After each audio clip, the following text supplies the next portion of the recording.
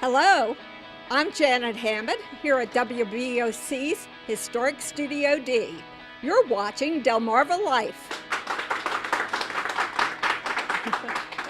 Good to have Janet with us today. She is the president of the Activity Singles Club, a club from the entire Eastern Shore, and they came by to say, glad to have you guys with us here today. Wonderful welcome. to have you.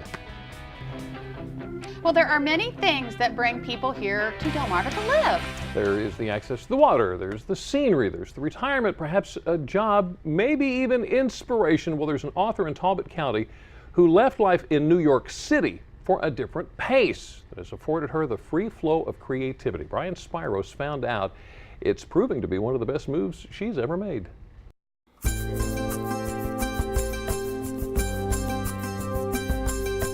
She's had a long-standing career in the art world, not to mention in magazine publishing. And if you ask Amy Abrams what it took to get there, she'll tell you dedication. Pretty much during my career was the first one in the office and the last one to leave. This New York native started out with an art history degree. In the 1980s, she landed a receptionist position at a growing magazine in New York City. It was being at the right place at the right time. The publication was Art and Antiques. And we grew that over the 8 years that I was there into the most widely circulated art magazine in the country. So I learned a tremendous amount and rose up on the business side. She then became an associate publisher for a magazine in Washington, D.C. And that's when Amy found herself wanting to jump into the writing arena. So she packed up once again, only this time she moved west to Arizona. What most people don't realize is that Scottsdale is the third largest art market in the country. And so I got to meet a lot of prominent artists. I wrote about them for the major newspaper there. I had a national column in a newspaper about the Arizona art scene, and did a lot of national publications coming out of there. While living in Arizona, Amy wrote several articles about Western artist Bill Schenck. He was one of the first to use cowboys and Indians as his subject matter. Those stories Amy wrote about him proved beneficial. Bill Schenck would later ask Amy to write and design a book about his pop art. It's a 200-page illustrated coffee table book about his career. Most people have heard of pop art because they know the name Andy Warhol, and he's the most famous pop artist. Most people are kind of confused of what it is. It's very simple. It's paintings about popular culture. So you might take advertising icons or supermarket items and make them art, deem them art. The book is titled Schenck in the 21st Century. The book is subtitled The Myth of the Hero and the Truth of America, the hero being the cowboy. Amy says some people may not realize the cowboy actually was a low-paid laborer and sometimes a lawless one. But in American culture, he's become an icon. So we've endowed him with integrity and bravery and, made him John Wayne. And the book is very much about the myth of that character and what it means in terms of American manhood. And much of the book was done right here on Delmarva. That's because Amy moved back east from Arizona.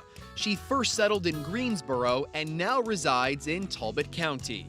There's something about the feeling of this area, of the shore, of its many miles of shoreline, of the boating community, of the history of the watermen, of a lot of the people who have relocated here from prominent cities, D.C. or New York, who were kind of low-key but have had very interesting careers. I mean, so many of these things are fused together that make it an appealing place for me. Another book Amy released this year, her debut novel, The Cage and the Key.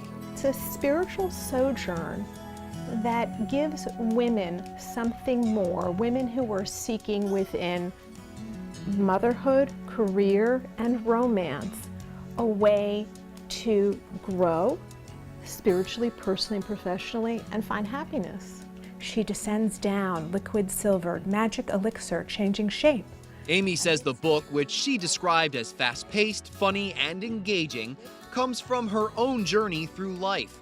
And what a journey it's been, with more than 200 published stories and interviews with some big names, such as Yoko Ono. she was so forthcoming about losing John Lennon, as everyone knows, is one of the Beatles, and it was just really heart-wrenching to hear how her loss was so personal, and yet we just sort of took it as a global loss, and what she went through in losing her husband and the father of her child. Aside from her latest work, Amy is a co-fiction editor for the Delmarva Review, and you'll even find some of her work in Shore Life. Despite living in parts of the country that many view as a mecca for writing, Amy says she's found everything she needs right here on Delmarva. I think that if you would look through the history of writers, many times they go to the cabin in the woods. It's almost a cliche, right? So there's peace and quiet, I think, allows the mind to wander. Now, are you an aspiring writer? Amy has some advice for you. She says it always helps to read literature by someone you consider a good writer. And understand that when you submit pieces of writing for publication, you're going to get your fair share of rejections. Don't let that discourage you. If you'd like more information on Amy Abrams, just go to delmarvalife.com. It seems like every time we meet a new author, it makes me want to become an author. Yeah, it just seems so cool. That's great.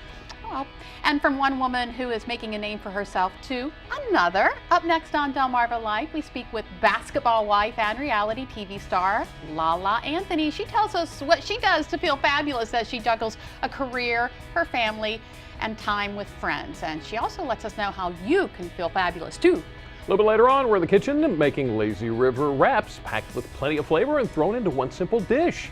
Delmarva Life, we'll be right back.